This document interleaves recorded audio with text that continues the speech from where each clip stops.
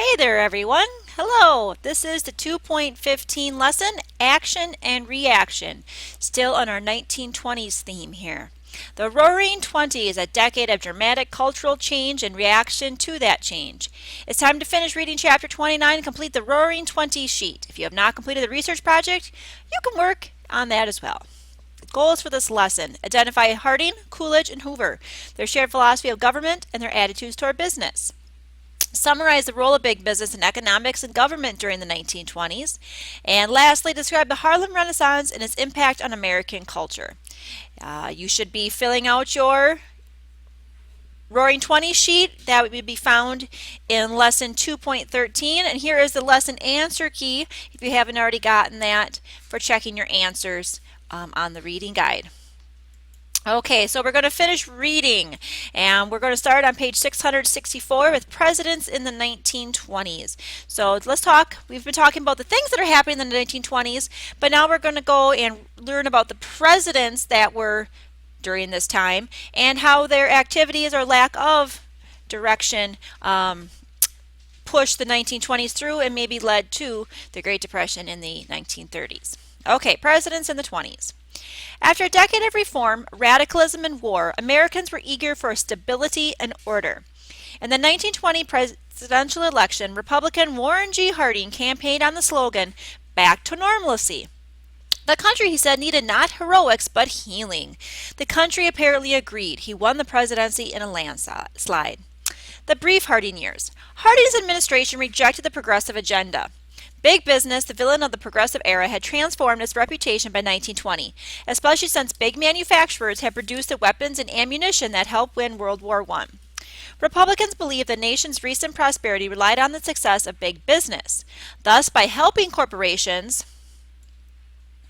they would be helping to maintain the nation's good fortune. To that end, Harding's administration favored cutting corporate taxes and opposed the efforts of labor unions. Though a conservative Republican, Harding pardoned Eugene Debs, who had been jailed for speaking out against World War I, and even invited the socialist leader to visit the White House upon his release from prison. A kind and likable man, Harding was not the best judge of character. Although he appointed some very capable men to his cabinet, including Herbert Hoover as Secretary of Commerce, he also put many supporters and friends in high-level government positions. Some proved unqualified for the jobs, and others were just plain corrupt. Harding's administration became associated with scandal, though the president himself was not directly involved with any wrongdoing. His attorney general was accused of selling pardons, and his head of the Veterans Bureau went to prison for bribery. In the administration's most famous scandal, known as Teapot Dome, Secretary of the Interior Albert Fall secretly gave leases on federally owned oil fields to two companies without soliciting competitive bids from other firms. The companies paid him $404,000 for the privilege. Fall was sentenced to a year in prison for accepting a bribe, thus becoming the first cabinet member to go to jail. Calvin Coolidge, friend to business. Silent Cal. Harding died, probably of a heart attack, in August 1923, just 2 years into his term. His vice president, Calvin Coolidge, succeeded him in office. Coolidge proved to be even more determined than Harding to be a friend to big business. The country was riding high on its prosperity, and Coolidge vowed not to interfere. He declared, "The business of America is business." Approaching his job with what the journalist Walter Lippmann called active inactivity, the president sat back and allowed business to prosper. A stern, plain-spoken New Englander, Coolidge was known popularly as Silent Cal. This is a great story. A young woman once approached him at a social event and said, "I made a bet today that I could get more than 2 words out of you." To which the president replied with a faint smile, "You lose. Not more than 2 words." As chief executive, Coolidge replaced corrupt officials with honest ones. He advocated lowering income and business taxes. He ignored antitrust laws. The Wall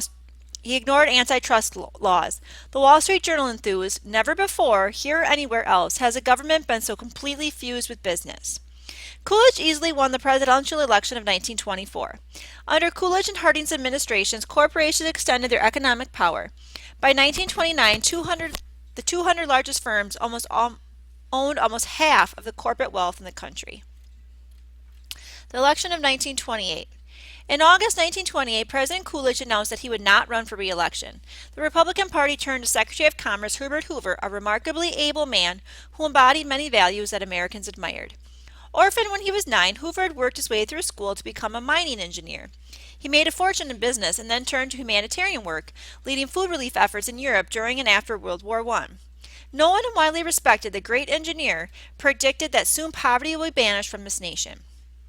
Going into the election of 1928, the nation still enjoyed the economic boom sustained during most of the years of the Republican administration under Harding and Coolidge. Democrats had little chance of unseating the party that could claim credit to so much prosperity. They nominated Al Smith, another self-made man and the popular four-term governor of New York. He was known for his efficient and effective management of government and his support of programs to aid the working class and poor. The two parties' platforms differed little on foreign policy or economic issues. Both candidates were well-qualified men of good character. Yet the election of 1928, marked by mudslinging and fear-mongering, exposed the deep divisions and tensions that lay under the surface of the Roaring Twenties. To many Americans, especially in rural areas and small towns, Herbert Hoover represented tradition and uprightness.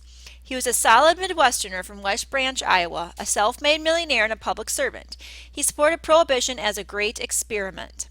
The same Americans who found comforting familiarity in Hoover responded to Al Smith with fear and suspicion. When Smith spoke on radio, his strong New York accent grated on the ears of people who associated it with everything they disliked about cities. The son of Irish immigrants, Smith was hailed as a hero in urban immigrant neighborhoods. His opposition to Prohibition appealed to most city voters, but it angered many supporters of Prohibition, especially in the South. Most of the opposition to Smith, however, focused on his religion. He was the first Roman Catholic nominated for the presidency. Back in 1924, Smith had run for the Democratic presidential nomination, but nativist delegates at the convention blocked his candidacy.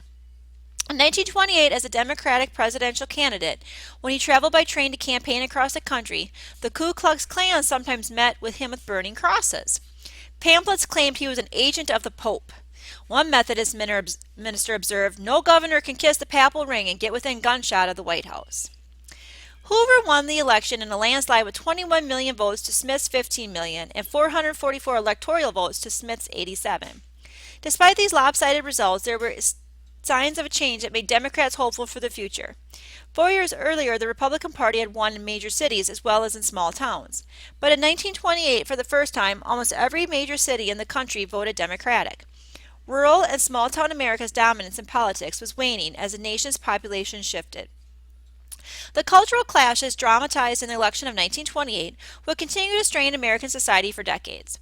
In the 1930s, however, when the wave of financial prosperity crashed, the nation faced the repercussions of what F. Scott Fitzgerald called the greatest, gaudiest spree in history.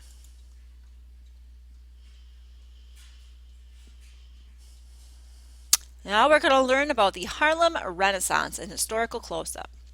During and just after World War I, in a phase of what was known as the Great Migration, some 500,000 African Americans moved from the rural South to the cities of the North. Most moved in hopes of escaping poverty and the oppression of Jim Crow laws.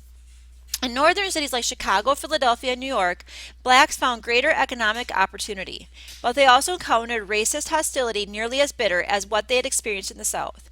The refusal of white landlords to rent to African Americans led many newcomers to cluster in all-black neighborhoods. In the 1920s and 30s, the section of New York City known as Harlem became the center of African American culture. Black writers and artists flocked there from around the country, touching off a flowering of cultural creativity that would be known as the Harlem Renaissance. The Harlem Renaissance was rooted in the struggle for black civil rights. In 1920, James Weldon Johnson, a writer and former diplomat, took over the presidency of the National Association for the Advancement of Colored People, known as the NAACP. Johnson was known in part as the author of the poem Lift Every Voice and Sing, which, set to music by his brother, became known as the Negro National Anthem. The poem begins, "Lift every voice and sing, till earth and heaven ring, ring with the harmonies of liberty." And here's just a picture of a Harlem street party.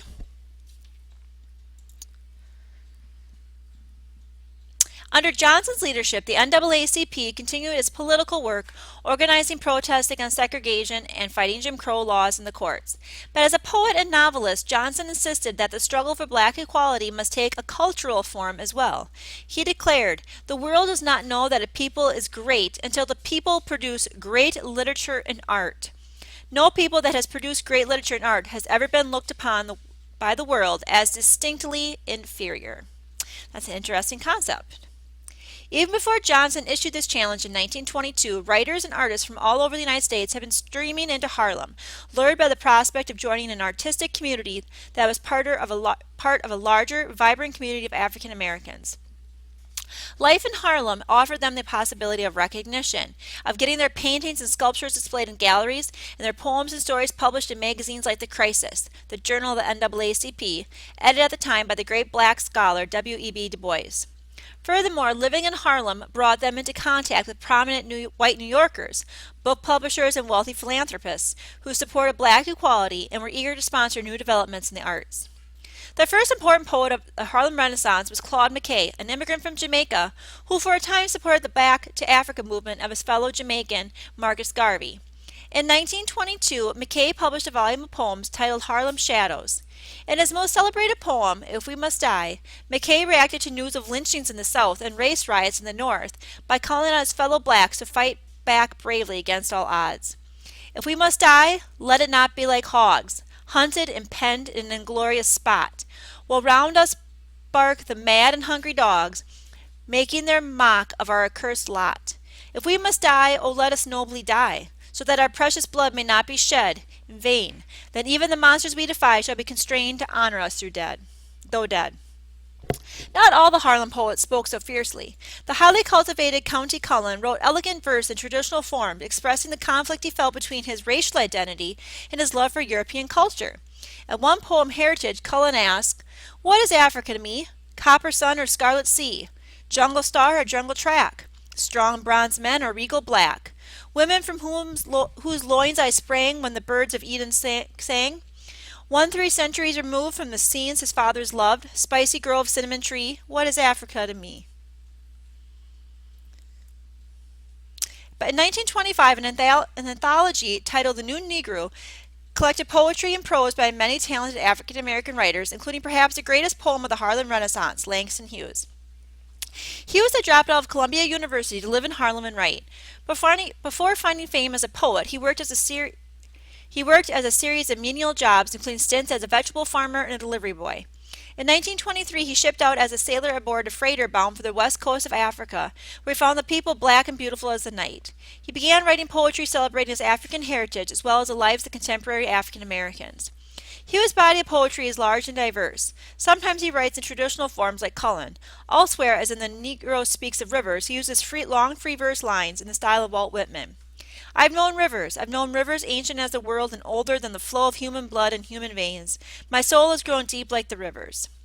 In some of his most original work, Hughes adopts the language and rhythms of two forms of music invented by African Americans, jazz and the blues, as in this passage from the Weary Blues. Droning a drowsy syncopated tune, rocking back and forth to a mellow croon, I heard a Negro play, swaying to and fro on his rickety stool. He played that sad reggae tune like a musical fool. Sweet blues, coming from a black man's soul, old blues. In such poems, Hughes caught the vitality of the musical scene in Harlem in the 1920s, where African American musicians like the great jazz trumpeter Louis Armstrong, still early in his career, played in nightclubs packed with carousing white customers. The writers of the Harlem Renaissance ambitiously tried to convey both the breadth and diversity of African American life, middle class and poor, northern and southern, urban and rural, male and female. In a book titled Cain, Jean Toomer combined poetry and poetic prose to depict the lives of farmers in Georgia as well as city dwellers in Chicago and Washington, D.C. Later, the fiction writer Zora Neale Hurston, who was raised in a small African-American town in Florida, traveled to New York to take part in the literary movement. She co-founded a magazine with the defiant title Fire. She also studied anthropology at Columbia University and published collections of African-American folklore. Her best-known work, the novel Their Eyes Were Watching God, is set in the Florida of her childhood and depicts a black woman's struggle against sexism as well as racism. Though primarily a literary movement, the Harlem Renaissance inspired visual artists as well. In a straightforward yet expressive style of painting, Palmer Hayden depicted Harlem residents going about their everyday activities, working, tending their children, dancing in nightclubs. He also depicted figures from black folklore like John Henry, the steel-driving man, who worked himself to death in a contest with a steam hammer. And I'm going to stop here and start on the next video because our 15 minutes is just about up.